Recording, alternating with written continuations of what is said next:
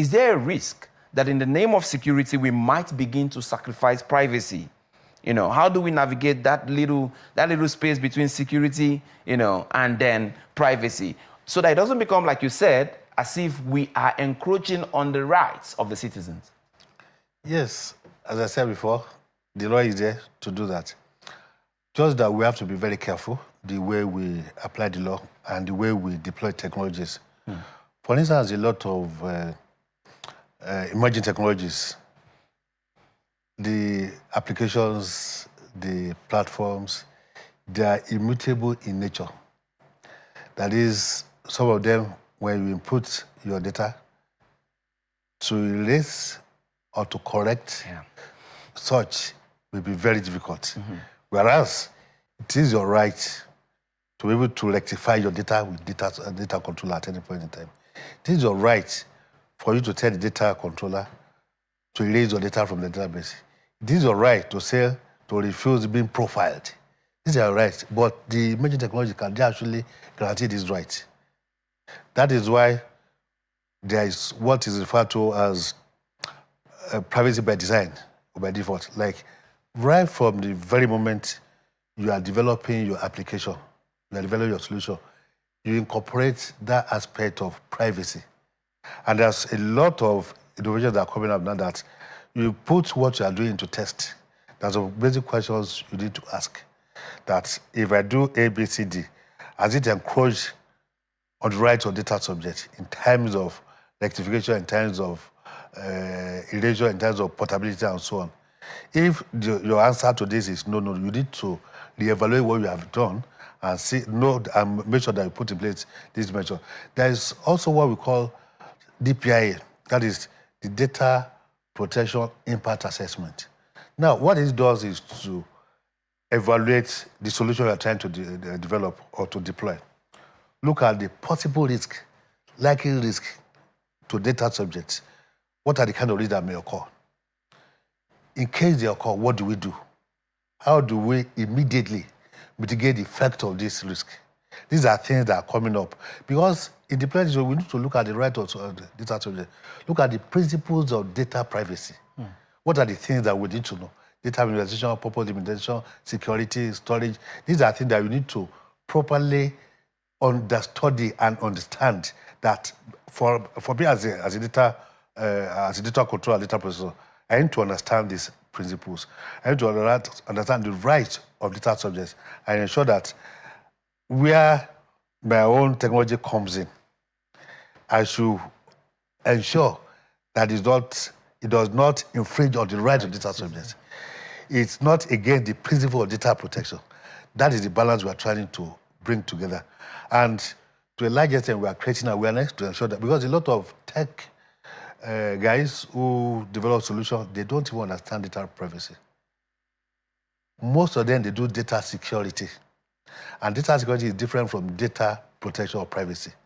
There's a very, very thin line in between both.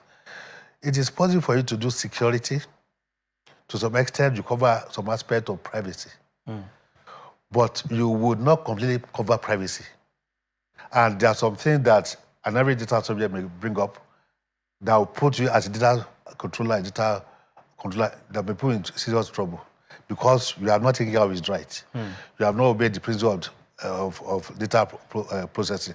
And that's why we're trying to strike the balance. Yes, you do your security, but at the same time, bring in the area of privacy. And that is why we're advising, or even the law is mandatory in our law in Nigeria, that as a data controller or a data processor, you must engage the service of a data protection officer who oversees your data processing activities, who advises you on what you need to do. This is a fellow that understands the law. He understands privacy.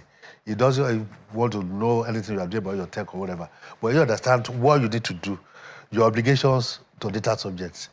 These are the obligations that, as a company, as an entity, as a data controller, that we need to fulfill. And in whatever you are now deploying, whatever you are developing, he will guide you, he will advise you, and ensure that you do the right thing. And that is why, in reporting, the data protection officer should report directly to the management or to the CEO for them to probably understand what they need to put in place to avoid running foul of the law. That's very interesting, actually. That person plays a very vital role there. Absolutely. So, I mean, looking at the whole, I mean, this program is tailored majorly to feed the youths and the young people majorly. That's one of the very big focus. Now, looking at this huge number of youths and young people that we have in this country, do you think that we are feeding too much of our information to the tech companies? The truth is, if you want to live in the current world, you don't have a choice than to feed your information to tech companies. However, as part of the principle of data protection, we are saying to data controllers, the tech giants, that there is what is referred to as data minimization. You don't collect any data you don't need.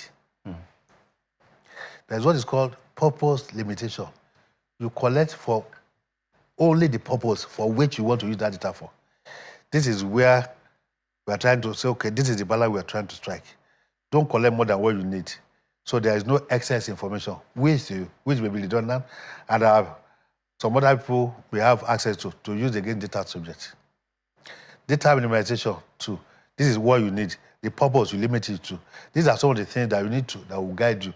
Now, as a tech-savvy nation, we are a very good percentage of our citizens belong to the youth group, and the only language to understand is this. They have to be careful too in what they give out. One, try to read the privacy policy of the organization you are giving out. But sometimes it's too long. Too lengthy. That is part of what we are preaching now. Is there a way we can make it That shorter? is what we are preaching now, that make your privacy policy short, straightforward, simple, and that anybody can read and understand. If it's too lengthy, if you are hiding something, that is lack of transparency. Because you have to be transparent to tell me this is what you want to collect from me. This is how you want to use it. If you are hiding anything in the lengthy data privacy, that is against the law. So you are present that your data processing activity is not transparent. That's where we come in. To say, yes, because you have put too many things there, it is not, how can you expect me to go and read about 50 pages because I want to use a solution? These are things that we are telling them. Transparency is really key to the major principle. They need to be transparent. Let them know what you want to do. Ab initio. So if you did not want it, fine. If they don't want it, they will let you know.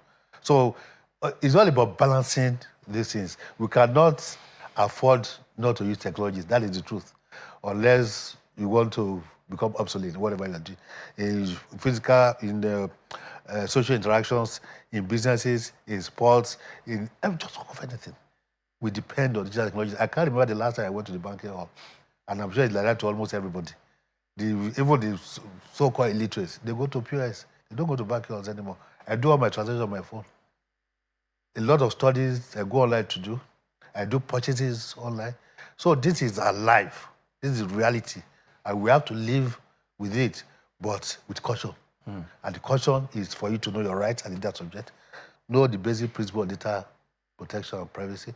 And if any data controller is going beyond the bound, let them know you can't do this. These are things that, and that is why awareness is key. But the good part is, with this, a lot of value is there for our youth in the country.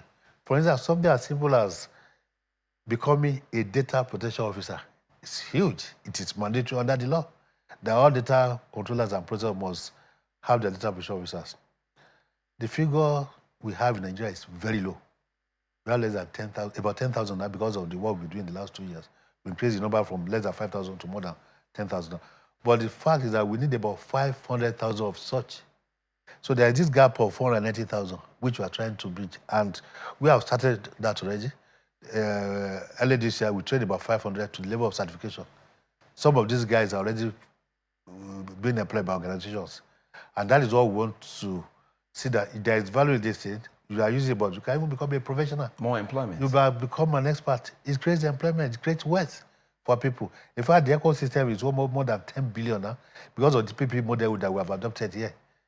So a lot of values that we are bringing with this law that is in place. And that is why we are saying everybody should embrace it, see it as their own.